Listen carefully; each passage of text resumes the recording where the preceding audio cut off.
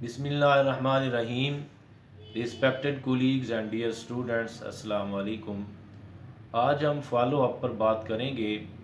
Follow up पर मैं पहले भी कुछ वीडियोस अपलोड कर चुका हूं और आज इस वीडियो में एक इंतहाई ज़रूरी नुक्ते पर रोशनी डालना चाहता हूं। जैसे कि आप जानते हैं कि कुछ केसेस बिल्कुल आसान और सिंपल होते हैं, जबकि कुछ केसेस काफ़ी पेचीदा और मुश्किल होते हैं। और मुश्किल और पेचीदा केसेस में सर फहरिस्त वो केसेस आते हैं जो ऑलरेडी पहले से दवाएं ले रहे होते हैं, एलोपैथी की या देसी कुछ दवाएं ले रहे होते हैं। जैसे कि आर्थराइटिस के पेशेंट हैं, एलर्जी के पेशेंट हैं, हाइपरटेंशन के पेशेंट हैं। इस तरह के पेशेंट जो अरसा दराज से मुख्तलिफ़ दवाएं ले चुके होते हैं और या अभी कंटिन्यूसली ले रहे होते हैं, तो ऐसे पेशेंट उनकी अलामात में बहुत सी तब्दीलियां आ चुकी होती हैं। जो दवाएं वो पहले ले रहे होते हैं, उन दवाओं ने उनकी कुछ अलामात को पैलिएट कर दिया हुआ होता है, दबा दिया हुआ होता है। और कुछ अलामात जो हैं उन दवाओं की वजह से नई भी पैदा हो जाती हैं, जो उन मरीज़ों की अपनी ओरिजिनल अलामात में मिक्सअप हो जाती हैं। तो हानीमन ने जैसे ऑर्गेनन में बताया है कि ऐसे मरीज़ों की केस टेकिंग में हमें एहतियात करनी चाहिए और या तो उनकी पहले वाली दवाएं बंद कर देनी चाहिए या फिर मरीज़ से ही हमें ये तफसीलात हासिल कर लेनी चाहिए कि उनको सारी दवाएं शुरू करने से पहले क्या क्या अलामात थी, और दवा शुरू कोई भी दवा जो वो ले रहे हैं वो शुरू करने के बाद उनकी कौन कौन सी अलामात में कमी आई है और कौन कौन सी नई अलामात पैदा हुई हैं। तो जहां हमें केस टेकिंग में ऐसे केसेस में मुश्किल पेश आती है, वहीं हमें थोड़ी सी मुश्किल फॉलो अप में भी पेश आती है।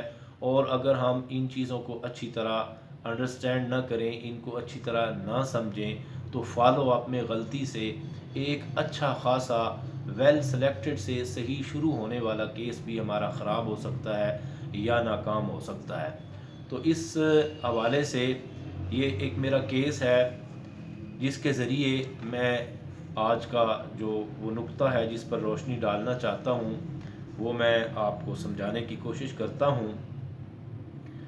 ये केस है, 61 ईयर एज है पेशेंट की, और मेरे पास आए हैं। एक तो उनको वेरिकोस वेन्स हैं और दूसरा उनका प्रॉब्लम है जोड़ों की दर्दों का। अब वो जोड़ों की दर्दों के लिए पहले से कुछ दवाएं ले रहे थे और वो पुराना पेशेंट है, अरसा दराज से साल से वो मुख्तलिफ़ एलोपैथी और देसी दवाएं वो ले रहा है। तो अब मेरे पास जब वो आए हैं मेडिसन लेने के बाद, 2 हफ्ते मेडिसिन इस्तेमाल करने के बाद जब वो आए हैं, तो उन्होंने मुझे बताया कि घुटनों के दर्द में कोई फ़र्क नहीं है, जिस्म में अकड़ाव भी है, कमर दर्द पहले कम था अब ज़्यादा है, मुंह खुश्क है, कलाइयों में भी दर्द शुरू हो गया है, दोनों अंगूठों के नाखनों के पीछे दर्द है, नींद पहले कम थी वो अब भी उसी तरह है। अलबत्ता गर्दन के दर्द में पहले से कुछ कमी आई है, पहले ऊंचे ऊंचे डिकार आते थे, अब 2-4 दिनों से कुछ कम है। और पतला पानी जैसा ज़ुकाम वो ख़त्म ही नहीं हो रहा। तो ये पेशेंट ने मुझे आकर 2 हफ्ते मेडिसिन इस्तेमाल करने के बाद ये रिपोर्ट दी है कि कुछ दर्दें उसकी उसी तरह हैं, कुछ सिम्टम उसकी बिल्कुल उसी तरह हैं, और कुछ उसकी तकालीफ में कुछ दर्दों में इजाफ़ा हो गया है। अब अगर हम इसको डिफरेंशिएट ना करें या इसको अच्छी तरह ना समझें कि ये इजाफ़ा किस वजह से हुआ है, तो यहाँ एक गलती हो सकती है और उस गलती की वजह से अच्छा खासा केस ख़राब हो सकता है। गलती क्या हो सकती है कि आम तौर पर हम ये समझते हैं कि अगर हमारी दवा देने के बाद तकालीफ में या किसी तकलीफ़ में इजाफ़ा हुआ है और वो वही तकालीफ़ हैं, वही सिम्टम हैं जिन सिम्टम के लिए हमने वो मेडिसिन दी थी, तो वो हमारी दवा की एग्रावेशन है।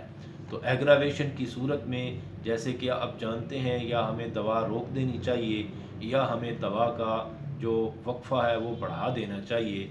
तो अब जब पेशेंट ने मुझे ये बताया कि मेरी फ़लाँ फ़लाँ फ़लाँ फ़लाँ तकालीफ़ में इजाफ़ा हो गया, 1-2 सिम्टम में माइनर सी कमी आई है, तो अब मैंने उससे पूछा कि आप ये बताएं कि جس دوران آپ میڈیسن لے رہے تھے اس دوران آپ نے آپ کی روٹین میں اور کیا کیا تبدیلی آئی ہے، ایسے کیا کیا کام کیے ہیں جو آپ کی روٹین سے ہٹ کر تھے. یعنی ممکن ہے اس نے کوئی غذا ایسی کھائی ہو جس سے اس کی تکالیف بڑھنے کا امکان ہو، یا اس نے کوئی ایگزرشن کی ہو، کوئی بھی ایسا کام ہو سکتا ہے جس کی وجہ سے اس کی دردوں میں اضافہ ہو سکتا ہے.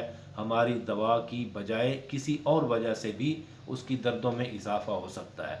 تو جب دوا کی وجہ سے ہو تو اس وقت ہمارا نیکسٹ سٹیپ بالکل ڈیفرنٹ ہوگا، لیکن اگر وہ کسی اور ریزن سے ہو تو اس وقت ہمارا جو اگلا سٹیپ ہے، اگلا قدم ہے، وہ بالکل ڈیفرنٹ ہوگا. تو میں نے اس سے پوچھا کہ آپ نے کیا کیا، آپ کی روٹین میں اور کیا کیا تبدیلی آئی ہے. تو اس نے مجھے بتایا کہ وہ جو پہلے دردوں والی دیسی دوائی لے رہے تھے جس سے ان کو آرام تھا، وہ دوائی انہوں نے روک دی. تو اب یہاں پر آپ سمجھیں کہ بالکل ہی جو کیس کا وہ سٹیٹس ہے وہ چینج ہو جاتا ہے، کیس کی پرسیپشن چینج ہو جاتی ہے کہ ہماری دوا شروع کرنے کے بعد اس کی تکالیف میں اضافہ ہوا.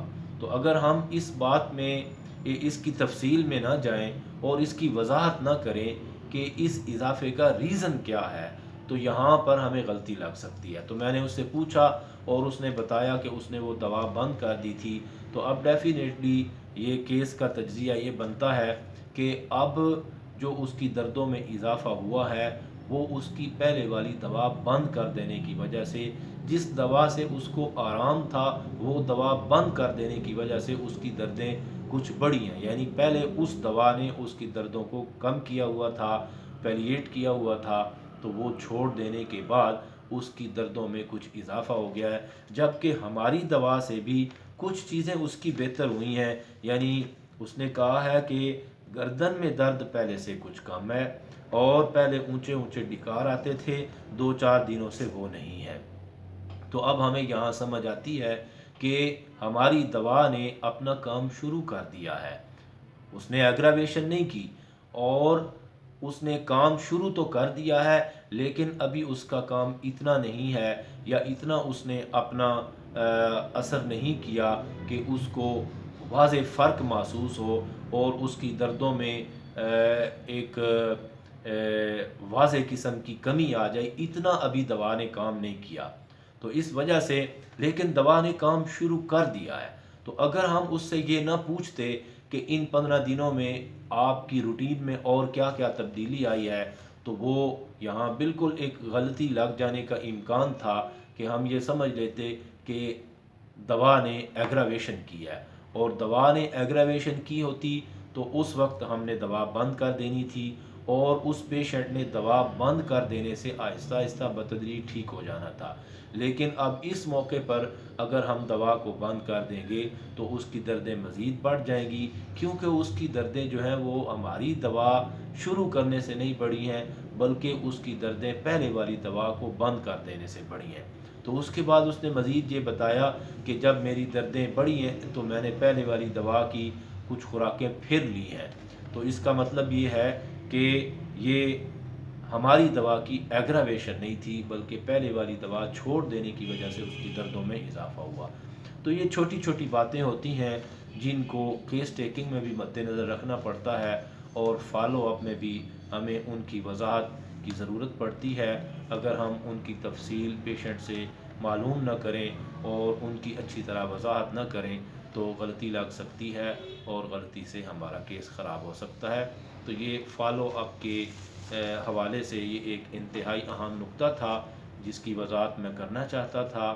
اگر آپ کو یہ ویڈیو پسند آئے اور آپ ہماری ویڈیو پہلی دفعہ دیکھ رہے ہیں تو ہمارا چینل ضرور سبسکرائب کریں اور بیل آئیکن پر کلک کریں تاکہ ہماری ملاقات کا سلسلہ جاری رہے.